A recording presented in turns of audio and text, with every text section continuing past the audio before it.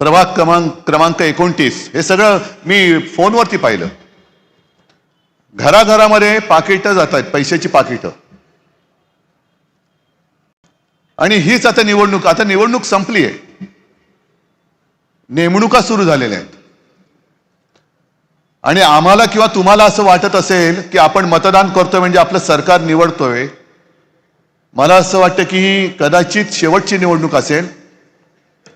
कारण याच्या पुढे आता देशाचे पंतप्रधान देश चालवतील असं वाटत नाही, राज्याचे मुख्यमंत्री राज्य चालवतील असं वाटत नाही. कोण चालवेल देश, कोण चालवेल राज्य? आणि आपण बसा बोंबलत, महापौर कोण होणार? मला एक गोष्ट कळत नाही, म्हणजे आम्ही दोन भाऊ 20 वर्षांनी एकत्र आलो. जेव्हा एकत्र नव्हतो तेव्हा विचारत होते एकत्र येणार की नाही येणार, उद्या तुम्ही असे कराल का, एकत्र येणार का? आता आलो. आजच मला कोणीतरी विचारलं की तुमची जी काही युती झाली त्याच्यात जागा वाटप कसा झाला. आणि मी त्यांना उत्तर दिलं, मुळामध्ये आमची युती जागा वाटपासाठी झालेलीच नाही, मराठी माणूस जागा करण्यासाठी आमची युती झालेली आहे. जागा वाटप कसलं, आमचीच जागा आहे. आणि सगळी आम्ही म्हणजे एका घराण्याचीच लेकरं आहोत. आपण सगळी एका मातेची, एका मातीची लेकरं आहोत. मग दुसरा प्रश्न येतो की तुम्ही मराठी करताय, इतर भाषिकांचं काय? म्हटलं काय, इतर भाषिकांनी कोणी तक्रार केली का तुमच्याकडे? आमचा विरोध दुसऱ्या भाषिकांना किंवा भाषेला नाहीये, पण आमच्यावरती जो दादागिरी करतोय, आमच्या घरात घुसून त्याला त्याच भाषेत उत्तर नाही दिलं तर कशाला छत्रपतींचं नाव घ्यायचं? असा कोणतरी एखादा मराठी माणूस आहे का की कोण तो राज तू बोलला तो मलई का कोण कलई, त्याच्या तिकडे जाऊन बोलेल की या शहराचा या राज्याशी संबंध नाही? उभा चिरतील त्याला तिथल्या तिथे.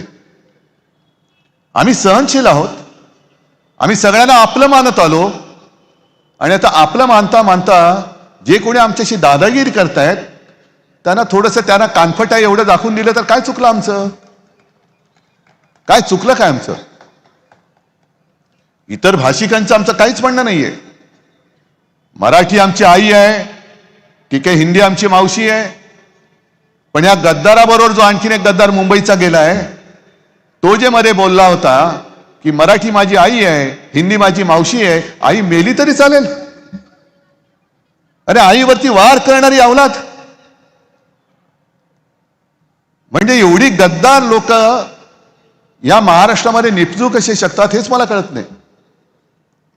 आई मेली तरी चालेल, कशाला? आई तर पाहिजेच. मावशी असू द्या, काकी असू द्या, मामी असू द्या, आणखीन कोणी असू दे ना. मोहन भागवत सांगतात ना, कुटुंब वाढवा, मोठं कुटुंब घेऊन फिरा की. आम्ही कुठं नाही म्हणतोय, करा मोठं कुटुंब, सुखी कुटुंब. त्याच्यातले नोकऱ्या किती जणांना लावणार हे भागवतांनी सांगावं, का नुसती बेकारांची फौज तयार करणार हिंदुस्थानामध्ये? जो माणूस शिवसेनेशी गद्दारी करतोय तोच आता ठाण्याशी गद्दारी करायला लागलाय, ठाण्याकरांची गद्दारी करायला लागलेला आहे. राजनी आता जे सांगितलं, वन जमीन 1001 एकर जमीन, म्हणजे मला धक्का बसतोय की ती जमीन त्यांनी देऊन टाकली आणि बाहेर पडल्यानंतर बावनकुळे म्हणतायत की मला माहितीच नाही ही वन खात्याची जमीन आहे. अहो कशाला तिकडे बसलाय झक मारायला मंत्री म्हणून? मुख्यमंत्री मी पण होतो, पण एक सुद्धा वन जमीन मी कोणाला 1 इंच सुद्धा उद्योगपतीला देऊ दिली नव्हती. उलट जंगलाची व्याप्ती मी वाढवली होती.